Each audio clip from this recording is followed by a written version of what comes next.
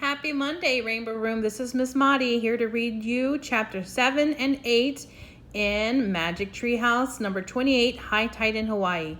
Here we go. Chapter 7, Ride for Your Lives.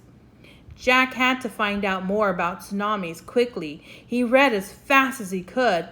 A tsunami can strike a few hours or a few minutes after an earthquake. It depends on the strength of the earthquake and where it took place. After earthquakes, it is safest for islanders to seek higher ground. We have to get to higher ground now, thought Jack, dropping the book. He ran down to the edge of the ocean. Boca, Kama, and Annie were still paddling out beyond the waves. Jack forgot all about their fight.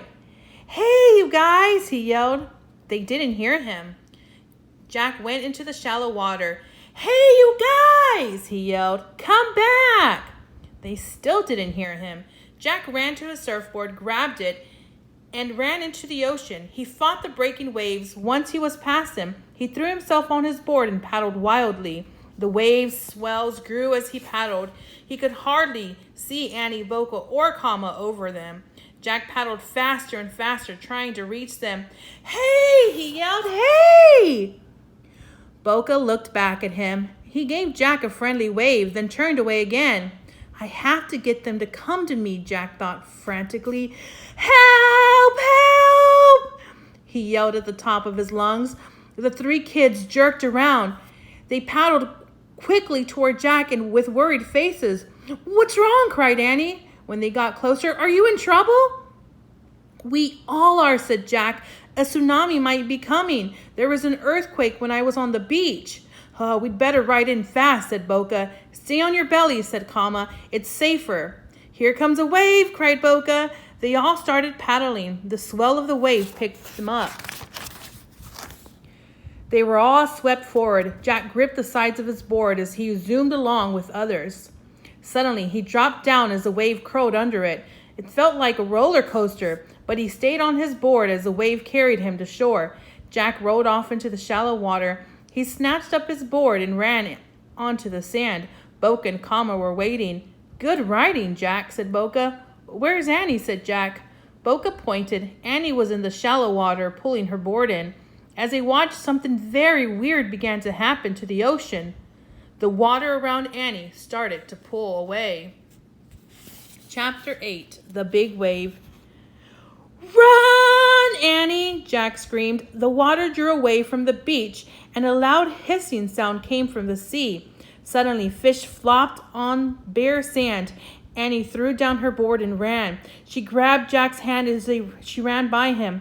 Jack grabbed Boca's hand, and Boca grabbed Kama's hand. They all ran together, pulling each other along as they raced off the cliff. Boca, Kama ran off the cliff path. Jack and Annie grabbed their shoes, Jack's pack, then they scrambled up the path too. At the top of the cliff, everyone looked back. Jack couldn't believe his eyes. A wave was rising up like a dark mountain of water. It came surging toward the shore, growing taller. Wow, look at the giant wave. You see Jack, Annie, Boca, and Kama way down there? That wave is way taller than they are. "Wow," whispered Annie. "Get back!" shouted Boca. The four of them bolted back from the edge of the rocky slope. The mountain of the water crashed against the cliff. Water sprayed over the top of the rocks and rained down on them. When the water rolled back over the cliff, they all hurried back to the edge to see what had happened.